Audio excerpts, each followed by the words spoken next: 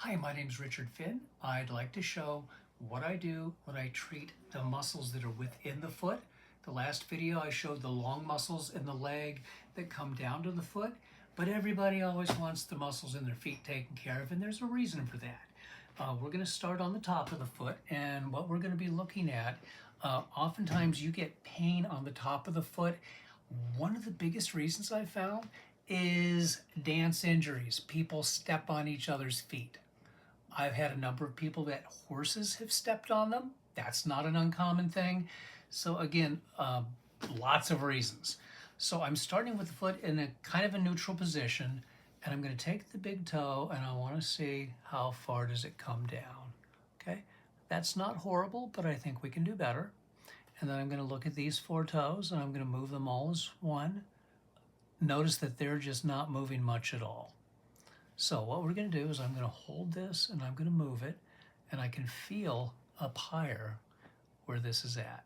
And so it's real easy to come in and be able to treat that. Again, I'm trying not to be mean or evil. I'm not pressing very hard. I'm not doing much of anything really, but it doesn't take much other than accuracy to take care of the problem. So look at where that toe goes now. Pretty decent.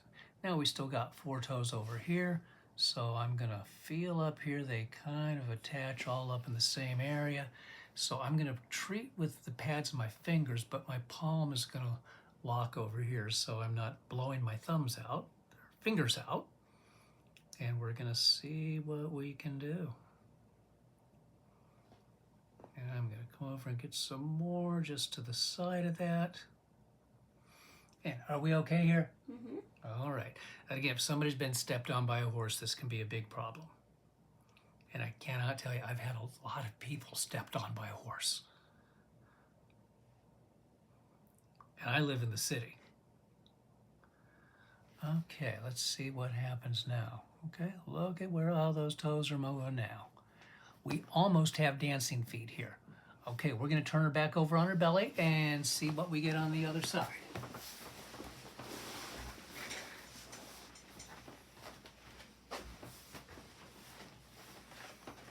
All right, let's slide this in.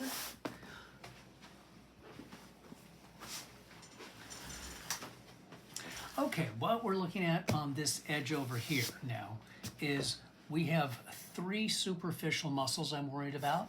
There's one coming here, there's another one coming down the center, and one from the side.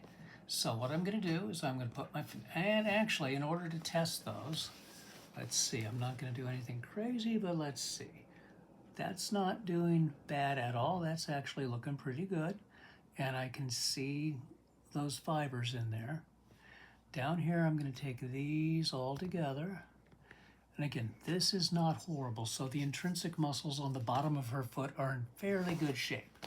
So I'm probably not going to make any big changes over here, but I will show what it looks like. So I'm going to hold right over here. I'm pulling that big toe down so I can locate the muscles and know where I'm at. And again, these are what they call the plantar fasciitis muscles. So if you got plantar fasciitis, this, I don't care whatever disease you have or whatever your x-rays are, this would not be a bad area to treat. Now, as I move back and forth here, I can feel the muscle bellies right in through this region. And so I'm going to come across them. I'm looking for areas of tenderness. And again, I'm not expecting big changes like I saw with some of the other stuff here because she was looking pretty good already. Again, it's kind of hard to improve on perfection. Right now, we're going to pinch right in through here and get this little one out on the side. If you care, that's called an abductor digiti minimi. They got names for all of these. Okay. Alrighty, so, and now I'm just gonna stretch those out. Oh, well, actually, that actually looks better. Yay. I think we're doing a good job.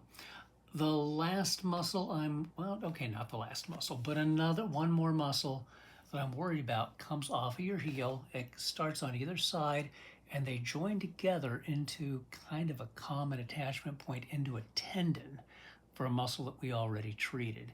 in order to, and I call this the heel spur muscle. It sends its pain over the bottom of the heel.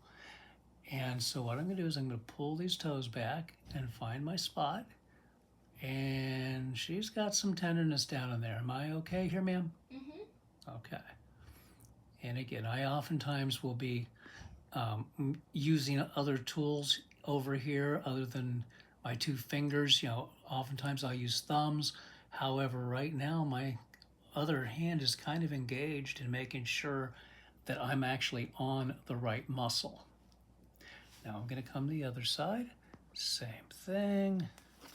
Let's see, I'm switching hands. Want to get a different angle. There we go, right in through there. And again, there's no real range of motion test associated with treating this muscle. However, it does tend to make heel spurs feel a whole lot better. So there we go. I'll go ahead and stretch these out. And the last thing I want to do that's kind of important, I could have done this on the top, but I didn't. But each one of these toes is connected to a long bone down in through here. And what I can do with that long bone, if I press it up and I press the bone next to it down and come in, I get some of the deepest muscles in the bottom of the foot. So if you've been stuck in high heels, or if you've not had any support, if you know, whatever your foot complaint is, especially if you've got a Morton's neuroma, these are going to be kind of tender. I would suggest if you've got a Morton's neuroma, getting this kind of work done. The other thing you might want to think of is wearing something called yoga toes, which actually is a toe separator, and you can use that for brief periods of time in order to keep the toes separate and get pressure off of the nerves. But this is what those look like, and I can feel some pretty deep tenderness in through here in what I'm doing. And again, I'm using my thumbs right here, right now. It's much easier to do this on somebody else than it is to do on yourself. But this is what it's going to be like. There we go. And I'll come here and here. These ones aren't as bad as the other ones were. Yeah, and this one's feeling pretty good actually. Well, maybe not there. Okay, now in order to stretch these ones out, I'm just going to move the foot.